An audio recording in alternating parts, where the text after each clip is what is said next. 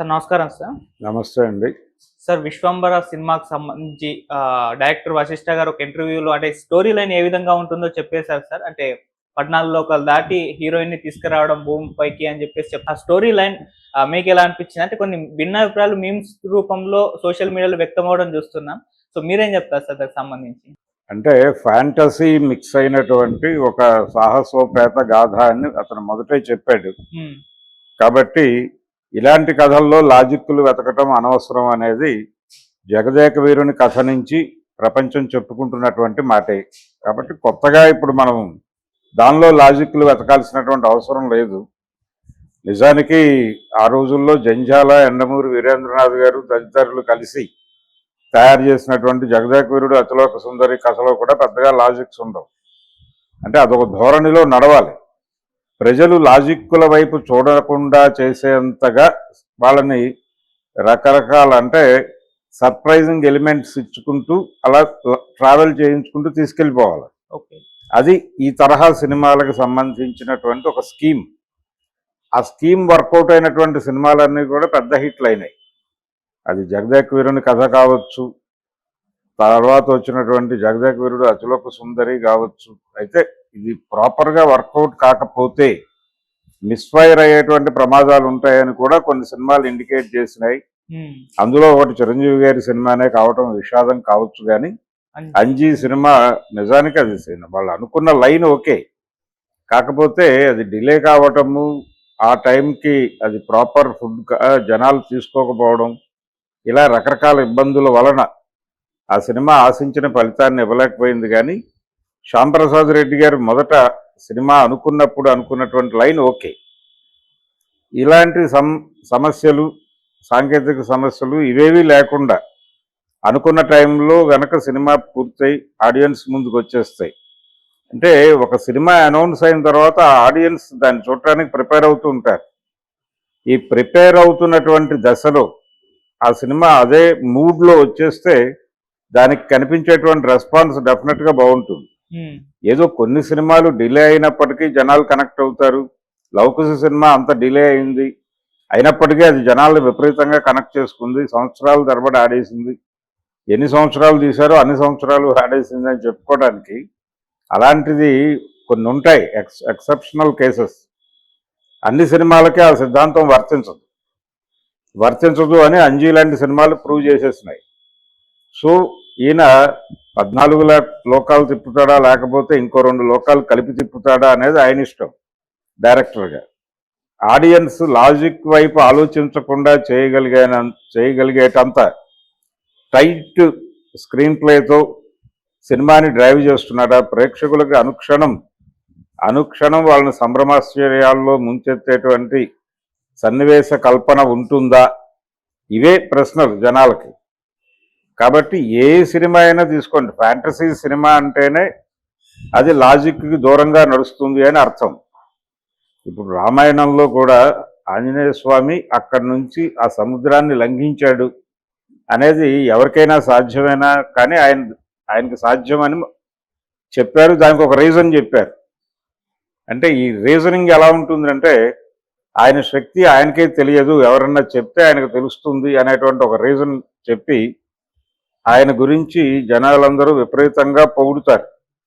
నువ్వు ఈజీగా దాటగలవు, ఇది పెద్ద కష్టమేం కాదు నీకు, ఇదేంటి అసలు ఇంతకు మించిన సముద్రాలు కూడా దూకగలవు అని చెప్పి అందరూ అంటే ఆయన పెరిగిపోయి పొంగిపోయి అలా ఈజీగా సముద్రాన్ని లంఘించాడు. సముద్రాన్ని లంఘించటం కోసం ఈ బేస్మెంట్ సన్నివేశం, ఈ సన్నివేశంలో ఆయన వ్యక్తిత్వం, ఆయన పొగడ్తలకి కొంత టెంప్ట్ అవుతాడు అనేటువంటి ఒక వాతావరణం, ఇవన్నీ మిక్స్ చేసి ఆ ముందు సన్నివేశం నడపడం వలన తర్వాతది అసలు దూకుతారా, ఎవరివైనా సాధ్యమవుతుందా అనేటువంటి లాజిక్ వైపు ఎవరో ఆలోచించరు.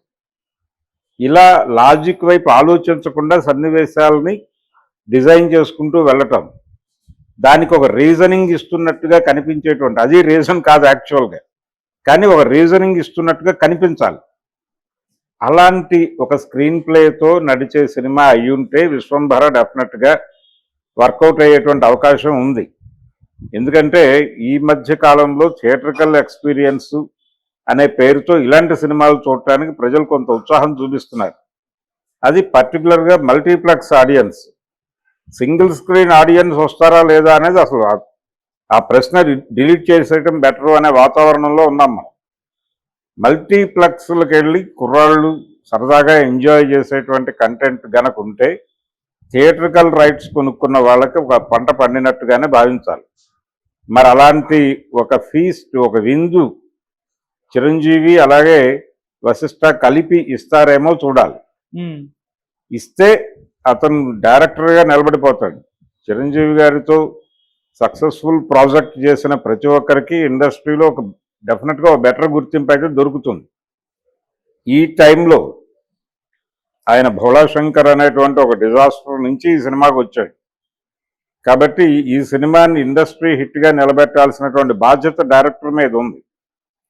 ఈ సినిమాని ఇండస్ట్రీ హిట్ చేయడం ద్వారా తన కెరియర్కి ఒక ప్రాపర్ వే నిర్మాణం జరిగిపోతుంది దానంతటదే, ఇతని ప్రమేయం లేకుండానే. అందుకని ఆ వే రూపొందించుకోవటానికి తను ఎంతవరకు కష్టపడ్డాడు, ఎంత అంటే ఆయన్ని కన్విన్స్ చేసి ఈ సినిమాకి ఒప్పించడంలోనే అతను విజయం సాధించాడని అందరూ పొగిడారు. ఆ పొగడ్తలకి నిజంగా అర్హుడా కాదా అని ప్రూవ్ చేసుకోవాల్సిన అవసరం అతనికి ఉంది, చిరంజీవి గారికి కాదు. చిరంజీవి గారికి ఈ సినిమా విజయం సాధించినా సాధించకపోయినా ఆయనకు వచ్చినటువంటి నష్టమేం లేదు. కానీ డైరెక్టర్ మీద పూర్తి ప్రెజర్ ఉంది, అనుమానాలు రకరకాలుగా అతని గురించి ఆలోచిస్తోంది. చిరంజీవి అభిమానులు అందరూ, అభిమాన సందోహం మొత్తం అదే ఆలోచిస్తోంది. ఇతను నీట ముంచుతాడా పాల ముంచుతాడా అనేటువంటి ఒక సందేహంతో ఉన్నారు వాళ్ళందరూ.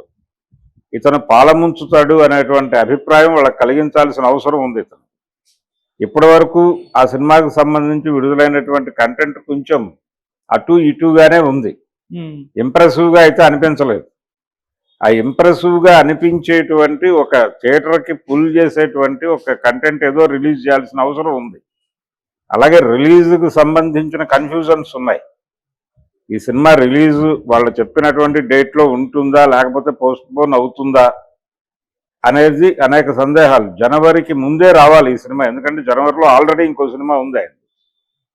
ఆ సినిమా కంటే చాలా ముందు ప్రారంభమైన సినిమా ఆ తర్వాత రిలీజ్ చేయటం బాగోదు, మరీ డిలే అయిపోతుంది. అందుకని ముందే తీసుకొచ్చి ఆ సినిమాకి ఒక మంచి వాతావరణం కల్పిస్తుందా ఈ సినిమా, ఏది అనిల్ రావిపూడితో చేస్తున్న సినిమాకి ఒక వాతావరణం క్రియేట్ చేస్తుందా ఈ సినిమా అని ఒక హోప్ ఉంది అభిమానుల్లో. మరి ఆ హోప్ను నిలబెడుతుందా ఈ సినిమా అనేది చూడాలి. ఆ ప్రెజర్ ఉంది డైరెక్టర్ మీద, ఆ బాధ్యత ఉంది. ఇప్పుడు ఆ బాధ్యతని ప్రాపర్గా డెలివరీ చేయగలడా అనేది చూడాలి. ఈ 14 లోకాలు 20 లోకాలు ఇంకొక 2 లోకాలు కలిపి మీరు ఏదైనా చేయండి, కానీ థియేటర్లో కూర్చున్నటువంటి ప్రేక్షకుడిని ఎంగేజ్ చేయండి, ఎమోషనలైజ్ చేయండి, ఎంటర్టైన్ చేయండి. అవి 3 చేయగలిగితే మీరు డెఫినెట్గా సినిమాని వాళ్ళు భుజాన్ని వేసుకుని మోసుకుని వెళ్ళిపోతారు. ఆ కాన్ఫిడెన్స్ కనిపించాలి డైరెక్టర్లో. డైరెక్టర్ మాట్లాడే ప్రతి మాటలోనూ కాన్ఫిడెన్స్ కనిపించాలి. ఆ ఇంటర్వ్యూలో ఆయన ప్రజలకు ఏదో చెప్పే ప్రయత్నం చేస్తున్నట్టుగా అనిపించింది, కానీ ఆయనలో ఒక బలమైనటువంటి నమ్మకం, 100కి 100% నమ్మకం కనిపించలేదు. అది ఎక్కడో 80 ఆ ప్రాంతాలకు వచ్చి ఆగుతోంది మీటర్. అందుకని ఇంకొంచెం కాన్ఫిడెంట్గా మాట్లాడాలి ఆయన. అప్పుడు ఈ మీమ్స్ అవి రావు, అసలు ఆస్కారమే ఉండదు. అందుకని తన బిహేవియరు, తన బాడీ లాంగ్వేజ్ ప్రతిదీ కౌంట్ అయిపోతుంది తెలియకుండానే. ఆ తెలియకుండా కౌంట్ అయిపోతుంది అనేటువంటి జ్ఞానం ఉండాలి. దాంతో బిహేవ్ చేయగలిగితే సినిమాకి ఒక పాజిటివ్ బజ్ క్రియేట్ అవుతుంది. అది క్రియేట్ చేసి ముందుకు తీసుకెళ్లాల్సిన బాధ్యత కూడా డైరెక్టర్ మీదే ఉంది. ప్రస్తుతానికైతే ఆయన ఆ స్థాయి ఇంప్రెషన్ కలిగించలేదు. కలిగించడానికి ఏం చేయాలనేది తనని తాను ప్రిపేర్ చేసుకుని రావాలి. అండ్ ఈ సినిమా రిలీజ్ విషయంలో ఇప్పటికి కూడా ఒక గందరగోళం ఉంది సార్. ఈ సంవత్సరం వస్తుందా లేకపోతే నెక్స్ట్ ఇయర్ వస్తుందండి? ఎందుకంటే ఆల్రెడీ ఒకటి సంక్రాంతికి ఫిక్స్ అయిపోయింది. అదే నేను చెప్పాను ఇందాక, సంక్రాంతికి ఒక సినిమా ఉంది కాబట్టి దానికంటే ముందే రావాల్సిన అవసరం ఉంది. అవును, దాని తర్వాత అంటే డిలే అయిపోతుంది. ఎందుకంటే ఆ సినిమా ఐడియా కంటే ముందే ఈ సినిమా నిజానికి సంక్రాంతికి వస్తున్నాం అనే సినిమా టైంలో ఈ సినిమా రిలీజ్ అవ్వాల్సి ఉంది. వాళ్ళు ఒరిజినల్గా చెప్పిన డేట్ ప్రకారం. సంక్రాంతికి వస్తున్నాం సినిమా విజయం సాధించిన తర్వాత అనుకున్న ప్రాజెక్టు చిరంజీవితో అనిల్ రావిపూడి చేస్తున్నటువంటి ప్రాజెక్ట్. కాబట్టి అది అప్పటికే అయిపోయి రిలీజ్ అవ్వాల్సి ఉంది. కానీ గేమ్ చేంజర్ కోసం పోస్ట్‌పోన్‌మెంట్ అన్నారు అప్పుడు. గేమ్ చేంజర్ కోసం పోస్ట్‌పోన్‌మెంట్ అన్నారు. తర్వాత ఇంకొక డేట్ అనౌన్స్ చేశారు. ఆ డేట్ కూడా మిస్ అయింది. మే 9. ఆ రోజున తమ్ముడి సినిమా వస్తుందన్నారు. తమ్ముడి సినిమా లేదు, అన్నయ్య సినిమా లేదు, ఏ సినిమా లేకుండానే గడిచిపోయింది.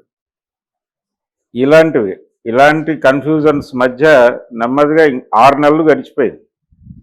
మీరు రిలీజ్ డేట్ అనుకున్న డేట్ నుంచి 6 నెలలు గడిచిపోయింది. ఇంకొక 2 నెలలు టైం తీసుకుని మీరు రిలీజ్ చేసినా, ఇంకొక 6 నెలలు టైం తీసుకుని చేసినా ఎవరికి అభ్యంతరం ఉండదు. కానీ ఆ సినిమా డేట్ దాటి రిలీజ్ చేస్తే మాత్రం కొంత ఇబ్బంది పడుతుంది సినిమా. ఓకే. అందుకని ప్రాజెక్ట్ ఇన్ టైంలో పూర్తి చేసి రిలీజ్ చేయటం కూడా ఆ సినిమా విజయానికి కొంత దోహదపడేటువంటి అవకాశం ఉంటుంది.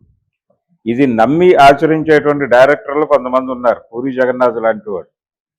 పూరి జగన్నాథ్ ఫ్లాప్ అంటే ఆ సినిమా ఫ్లాపా హిట్టా అనే దాంతో సంబంధం లేకుండా సినిమా ప్రారంభించిన రోజే రిలీజ్ డేట్ మీద కొంత కాన్ఫిడెన్స్తో చెప్పేస్తాడు. బలానా డేట్ అనుకుంటున్నాము, అది ఒక నెల తర్వాత ప్రకటిస్తాము అనే మాట ముందే చెప్పేస్తాడు ఆయన. చెప్పి ఆ టైం బౌండ్లో ప్రిపేర్ అయిపోయి అన్నీ రెడీ చేసుకుని ప్రిపేర్ అయిపోయి చెప్పేస్తాడు డేట్. అది డెఫినెట్గా ఉపయోగపడుతుంది. జనాలు ఏమిటి అని చూడటానికి వస్తారు, ఆ మూడ్లో ఉంటారు. ఆ మూడ్లో ఉన్నప్పుడే సొమ్ము చేసుకోవాలి. ఆడియన్స్ ఆ మూడ్ దాటిన తర్వాత వాళ్ళల్లో రకరకాల డీవియేషన్స్ మొదలవుతాయి. ఎప్పుడైతే ఆ డీవియేషన్స్ మొదలైనాయో అప్పుడు మీరు వడ్డన చేసినా కానీ ఉపయోగం ఉండదు. అంటే ఆకలి తీరిపోయిన తర్వాత మీరు ఏం పట్టుకొచ్చి వడ్డించినా జనాలు తినచ్చు తినకపోవచ్చు. ఆకలి మూడ్లో ఉన్నప్పుడు పర్ఫెక్ట్గా మీరు కొద్దిపాటి ఇవే అంటే 2-3 డిష్లు పెట్టినా ప్రాపర్గా పెట్టేస్తే అది తినేసి ఆనందపడిపోతారు వాళ్ళు. మీరు భారీ ఎత్తున షడ్రసోపేతమైనటువంటి విందు భోజనం పెట్టక్కర్లేదు.